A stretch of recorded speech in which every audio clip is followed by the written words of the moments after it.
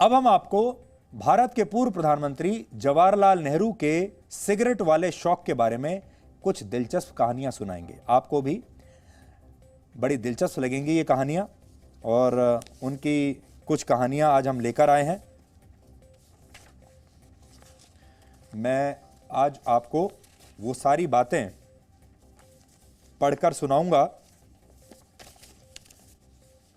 कि उनका सिगरेट शौक कैसा था।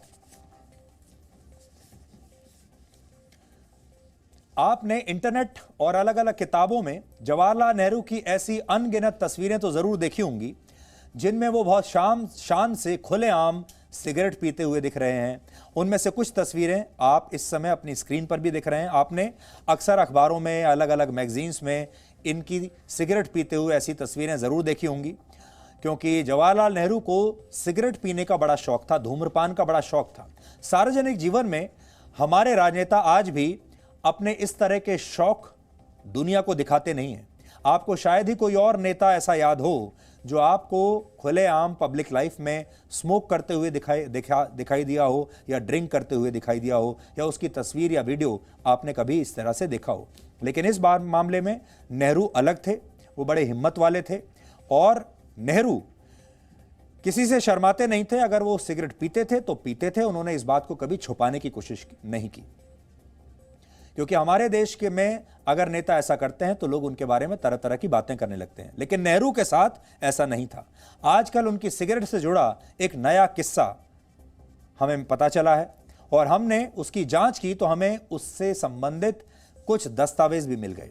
ये दस्तावेज मध्य प्रदेश के राजभवन के हैं। राजभवन वो जगह होती है जहां प्रदेश के राज्यपाल का आधिकारिक इसे घर माना जाता है, राजभवन। और पहले जब भी प्रधानमंत्री किसी राज्य के औपचारिक दौरे पर जाते थे तो उनके रुकने की व्यवस्था राजभवन में ही होती थी। आज भी हमारे देश में हर राज्य का एक राजभवन होता है, और वहां का गवर्नर उस राजभवन में ही रहता है। और यह राजभवन एक तरीके से राष्ट्रपति का भवन होता है, राष्ट्रपति का दफ्तर होता है।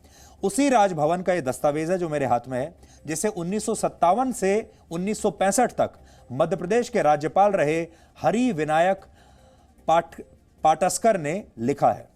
तो उस समय के जो गवर्नर थे उन्होंने क्या लिखा है मैं आपको आज बताऊंगा। 1960 के दशक में जवाहरलाल नेहरू को मध्य प्रदेश की राजधानी भोपाल आना था। वहां के राजभवन में उन्हें रुकना था। उनके स्वागत की तैयारियां चल रही थीं, और अचानक राजभवन के लोगों को, स्टाफ को यह पता चला कि जवाहरलाल नेहरू खाना खाने के बाद एक खास ब्रांड की सिगरेट पीते हैं।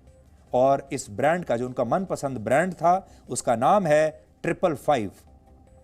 लेकिन यह सिगरेट भोपाल में नहीं मिलती। यह बड़ा महंगा ब्रांड था, आसानी से कहीं मिलता नहीं था। यह सिगरेट भोपाल में नहीं मिलती थी और राजभवन में भी उपलब्ध नहीं थी। और तब इस खास सिगरेट को लाने के लिए एक खास विमान, स्पेशल विमान भोपाल से इंदौर भेजा गया।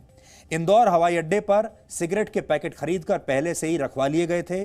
और सोचिए उस समय जवाहरलाल नेहरू की यह सिगरेट कितनी महंगी पड़ी होगी। भोपाल से इंदौर का जो एरियल डिस्टेंस है वो है लगभग 171 किलोमीटर।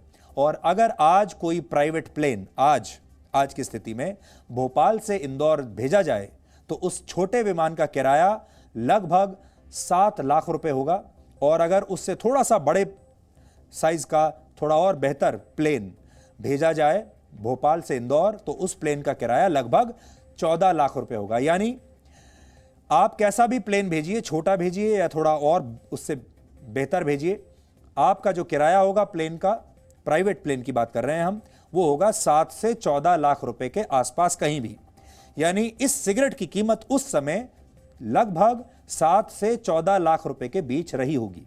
अगर महंगाई दर को आधार बनाकर 1950 के दशक में इसकी कीमत का औसत अनुमान लगाएं तो उस समय भोपाल से इंदौर तक विमान में आने जाने में छोटे विमान का किराया करीब 15,000 और बड़े विमान का किराया 30,000 रुपए के आसपास रहा होगा। यानी सिगरेट की कीमत 15 से 30,000 रुपए के बीच उस समय रही होगी।